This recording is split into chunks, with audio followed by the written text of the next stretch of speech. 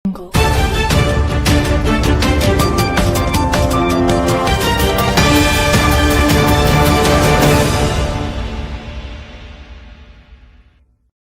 కార్డుల జారీ, రేషన్ కార్డులో మార్పులు చేర్పుల ప్రక్రియ నిరంతరం జరిగేలా సాఫ్ట్వేర్ను రూపొందిస్తున్నమని మంత్రి పొన్నం ప్రభాకర్ తెలిపారు.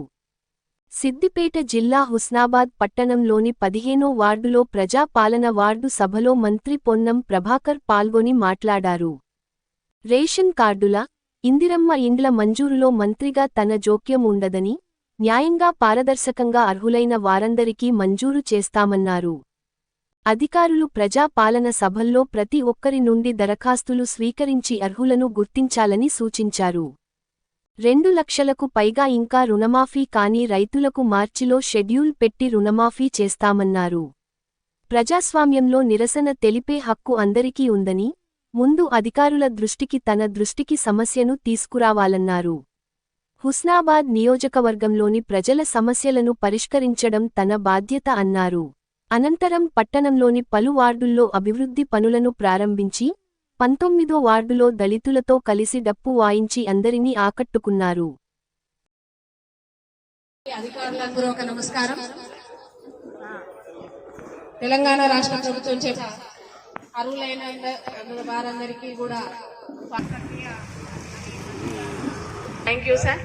ఎందుకంటే ప్రజాపాలన గురించి కూడా చాలా మందికి డౌట్స్ ఉన్నాయి కాబట్టి మంత్రి గారు పేదవాళ్ళందరికీ ఈ పథకాలు వర్తించే విధంగా మనం కొనసాగుతుందని చెప్పడం, చాలా విషయాలు మరి ఎవరికి కూడా ఇబ్బంది లేకుండా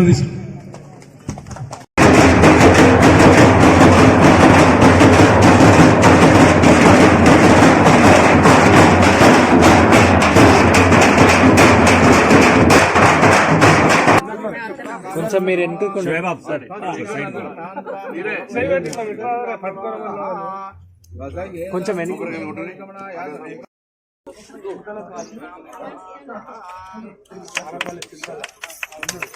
సార్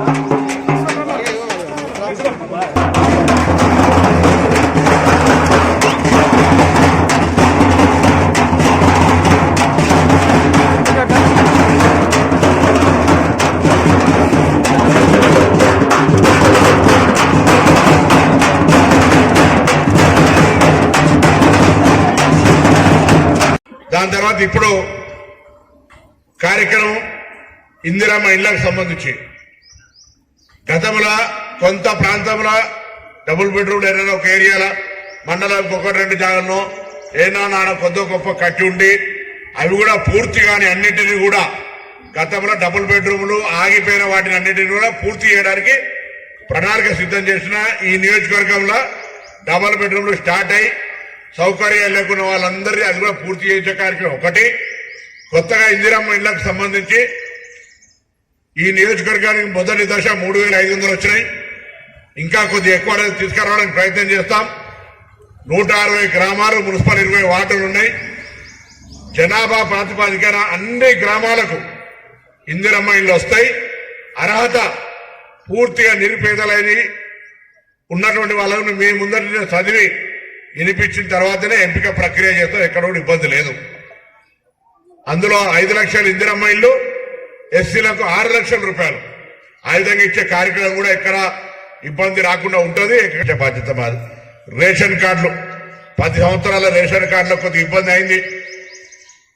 పుట్టిన బిడ్డ పెరిగి లేదా కుటుంబాలు వేరుపడి ఈ ఇంటి బిడ్డ ఆ ఇంటి కోడలై మార్పులు చేర్పులకు చాలా ఇబ్బంది రకమైన పరిస్థితి ఉండే.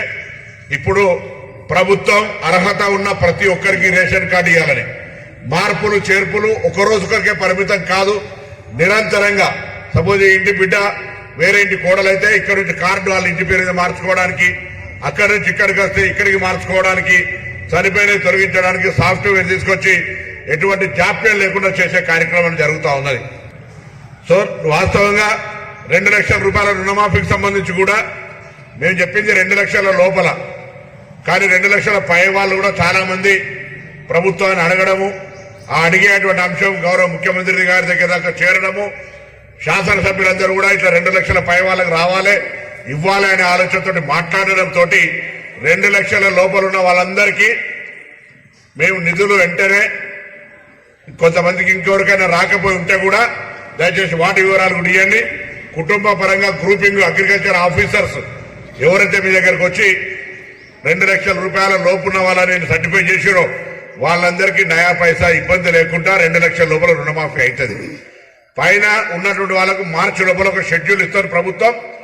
ఆ పైన 50,000 లక్ష కట్టి మిమ్మల్ని రుణ విముక్తులు చేయాలి కాబట్టి అవి కట్టించుకొని ఆ మిగతా డబ్బును మీకు జమ చేసే విధంగా చర్యలు తీసుకోబడతా ఉన్నాయి, కొద్దిగా కలుగుతా ఉన్నాయి. కాబట్టి దయచేసి వేరే రాష్ట్రంలో అన్ని నియోజకవర్గాలు ఎట్లున్నా ఇక్కడికి సంబంధించి ప్రతిపక్షాలకు కూడా కోరుతా ఉన్నా, ఎవరైనా ఎక్కడైనా అర్హత కలిగిన వాళ్ళు తప్పిపోతే దయచేసి ప్రభుత్వ అధికారి దృష్టికి కానీ లేదా ఎన్నికల వరకే రాజకీయాలు కాబట్టి ఎన్నికల తర్వాత శాసనసభ్యుడిగా నా దృష్టికి తెచ్చిన ఈ చెప్పిన అంశాలన్నింటికి సంబంధించి పరిష్కారం చేసే బాధ్యత, దానికి సంబంధించి అటువంటి అర్హులైన వాళ్ళందరికీ ఆ పథకాన్ని ఇప్పించే బాధ్యత నాది, ఈ ప్రభుత్వంది.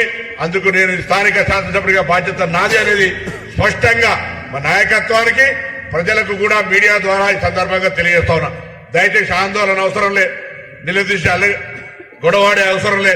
ఎవరైనా నేనేమంటున్నా, రాజకీయ పార్టీకి ఒకవేళ నాకు చెప్పడం ఇబ్బంది అయితే అధికారికి చెప్పండి. నేను అధికారులను కోరుతా ఉన్నా, ఎవరు పార్టీకి సంబంధం లే, వాళ్లకు న్యాయంగా ఇది కావాలని అడుగుతా ఉన్నారు, అర్హత ఉన్నదంటే కాగితం తీసుకుని దాన్ని పరిశీలించండి.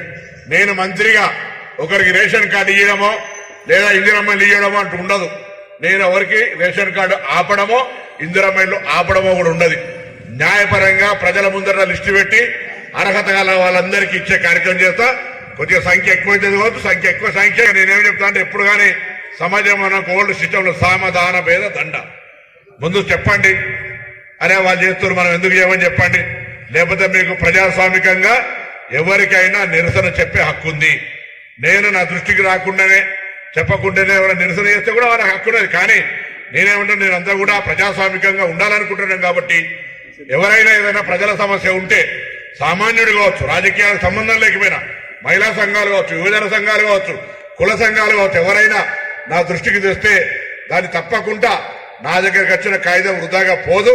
దాన్ని తప్పకుండా సంబంధిత అధికారి ద్వారా సమీక్షింపజేసి న్యాయం చేసే విధంగా చర్యలు తీసుకుంటా అనే మాట మనవి చేస్తూ అందరికీ మరొకసారి